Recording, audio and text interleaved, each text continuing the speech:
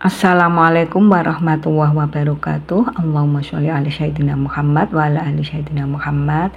Oke, jumpa lagi dengan aku, dengan Ibu Emma di PT An-Namirah Travelindo Babat, Lamongan, Jawa Timur, penyelenggara haji plus dan umrah bersama kami. Berangkatnya dijamin 100%. Oke, kali ini aku mau membahas tentang larangan haji dan umrah serta keutamaan haji dan umroh untuk para jamaah haji dan umroh yang melaksanakan ibadahnya. Oke, dan untuk kali ini juga ada pemberangkatan ya di PT An-Namirah. Ini ada banyak sekali pemberangkatan di Juanda, Surabaya, sekitar 300 jamaah yang mengikuti pemberangkatan kali ini ya. Ini ada manasik juga ya, dan ada pemberangkatannya nanti yang diikuti oleh banyak sekali jamaah dari Namirah dari seluruh Indonesia ya. Ini ya banyak sekali, dan ini tiap harinya insya Allah ada pemberangkatan dari PT An-Namirah. Dan untuk ini kali ini ada pemberangkatan yang sangat banyak sekali, dan untuk jamaahnya juga sangat puas ya insya Allah dalam pelayanan kami, karena insya Allah pelayanan kami sangat memuaskan dan dijamin tidak tipu-tipu ya ini. Dan banyak sekali ini ada harga umroh promo di PT An-Namirah Travelindo. Dan untuk kali ini saya ada di Juanda ya ini ya.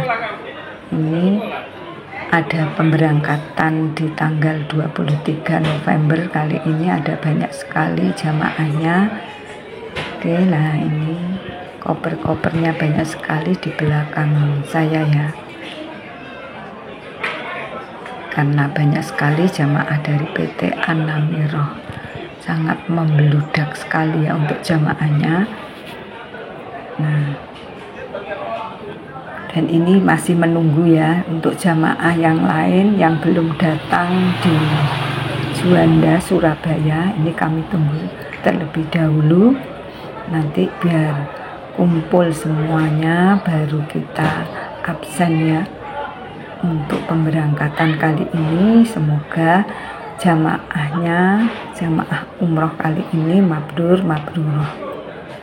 Nah, untuk kalian yang belum daftar dan belum ada niat untuk umroh, silahkan ya daftar dan niatkan diri Anda.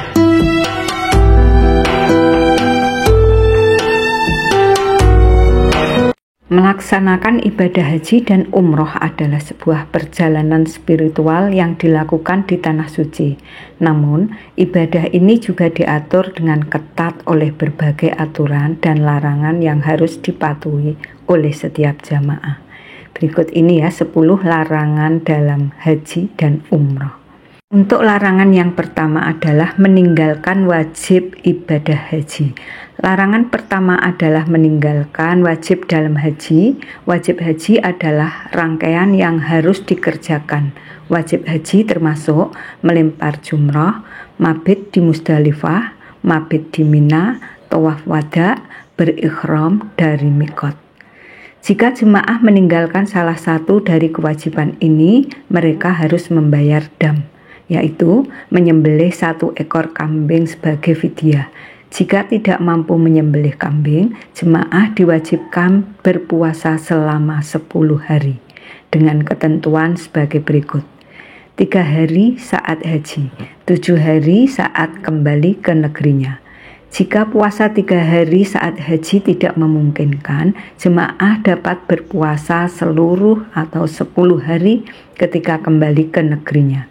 Hal ini memberikan kemudahan bagi jemaah yang mungkin menghadapi kesulitan fisik atau situasional dalam menjalankan puasa saat haji. Yang kedua adalah mencukur rambut dari seluruh badan. Mencukur rambut, baik itu rambut kepala, bulu ketiak, bulu kemaluan, kumis maupun jenggot, merupakan pelanggaran saat melaksanakan ibadah haji dan umroh. Jemaah yang melanggar ini wajib membayar fidyah yang bisa berupa puasa, memberi makan kepada fakir miskin, atau menyembelih hewan kurban. Waman kana minkum maridhon aw bihi adam mir ra'sihi fa fidyatum min siyamin aw shadaqatin aw nusuk. Jika ada di antaramu yang sakit atau ada gangguan di kepalanya, lalu dia bercukur, maka wajiblah atasnya berfidyah. Itu berpuasa atau bersedekah atau berkorban. Quran Surat Al-Baqarah 196. Yang ketiga, menggunting kuku. Menggunting kuku juga dilarang selama jemaah berada dalam kondisi ihram. Sama seperti larangan mencukur rambut, tujuan dari larangan ini adalah menjaga kondisi ihram dan simbolisme kesucian yang harus dipertahankan selama ibadah. Memotong kuku dapat dianggap sebagai tindakan memperindah diri yang bertentangan dengan prinsip ihram yang menuntut kesederhanaan dan kerendahan hati. Pelanggaran terhadap larangan ini juga mengharuskan jemaah membayar fidyah seperti yang telah dijelaskan tadi. Keempat, menutup kepala bagi laki-laki dan menutup wajah bagi perempuan. Laki-laki yang sedang ihram dilarang menutup kepala mereka dengan topi, sorban, atau benda lainnya. Di sisi lain, perempuan dilarang menutup wajah mereka dengan cadar atau niqab. Larangan ini bertujuan untuk menunjukkan ketundukan dan kerendahan hati di hadapan Allah Subhanahu wa Ta'ala, serta menekankan bahwa dalam kondisi ihram, jemaah harus menampilkan dirinya dalam keadaan yang paling sederhana. Hal tersebut disabdakan oleh Nabi Muhammad SAW yang diriwayatkan dari Abdullah bin Umar radhiyallahu an.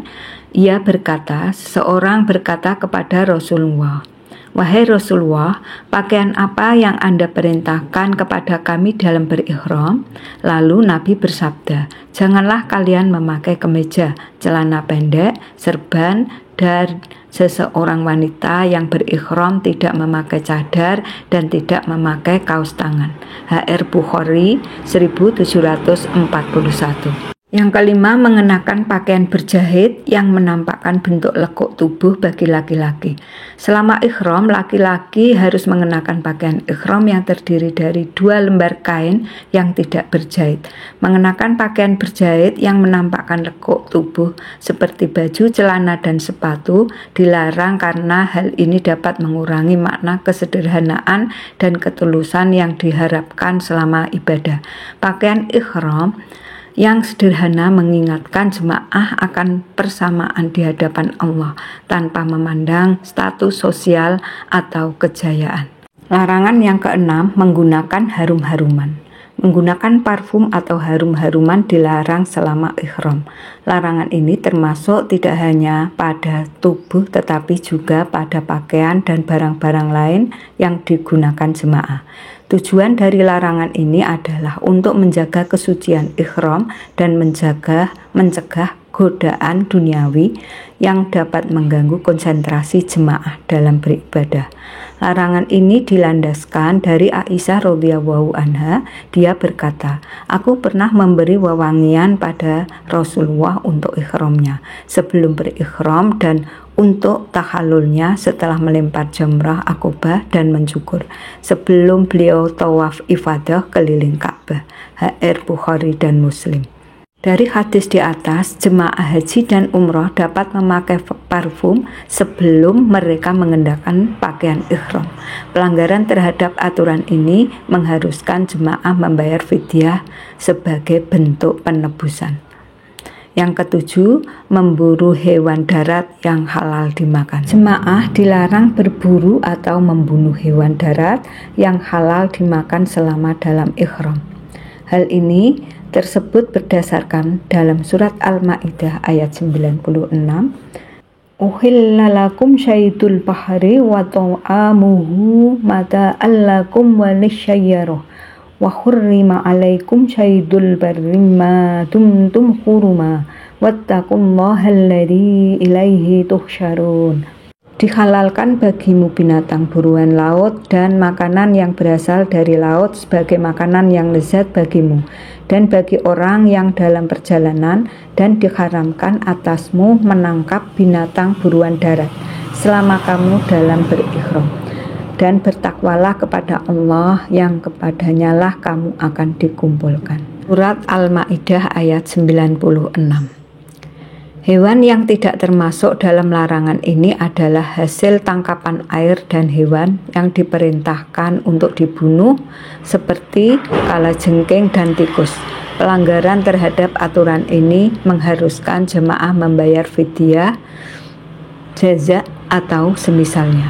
Yang kedelapan, melakukan khitbah dan akad nikah. Melakukan khitbah lamaran dan akad nikah selama ihram dilarang karena ibadah haji dan umrah seharusnya menjadi waktu untuk konsentrasi penuh pada Allah dan ibadah. Melakukan khitbah atau akad nikah dianggap mengalihkan perhatian dan tujuan utama ibadah ini. Jika jemaah melanggar larangan ini, maka akad nikah tersebut tidak sah dan harus diulang setelah keluar dari ihram. Selain itu, tidak ada fidyah terhadap larangan ini. Yang kesembilan adalah jima atau hubungan intim. Melakukan hubungan intim atau jima merupakan larangan berat selama ihram. Jika hubungan intim dilakukan sebelum tahallul awal, sebelum melempar jumroh akobah, maka ibadah haji dianggap batal, tetapi tetap harus diselesaikan. Pelanggar juga harus menyembelih seekor unta dan memberikannya kepada orang miskin di tanah suci. Jika tidak mampu, harus berpuasa selama 10 hari jika dilakukan setelah tahallul awal. Hajinya tidak batal, tetapi jemaah harus berikhram kembali dan menyembelih seekor kambing sebagai fidyah. Yang ke-10, yang terakhir ya, larangan yang ke-10, mencumbu istri selain kemaluan. Mencumbu istri selain kemaluan selama ihram juga dilarang. Jika tindakan ini menyebabkan keluarnya mani, jemaah harus menyembelih seekor unta sebagai fidyah. Jika tidak keluar mani, cukup dengan menyembelih seekor kambing. Tindakan ini tidaklah membatalkan ibadah haji, namun dapat merusak kesucian ihram dan menghindari godaan duniawi yang dapat mengganggu konsentrasi ibadah. Wallahu a'lam bishawab, kurang lebihnya mohon maaf yang sebesar-besarnya. Allahumma inni as'aluka ilman nafi'ah wa rizqan thayyiban wa amalan mutaqabbalan. Assalamualaikum warahmatullahi wabarakatuh.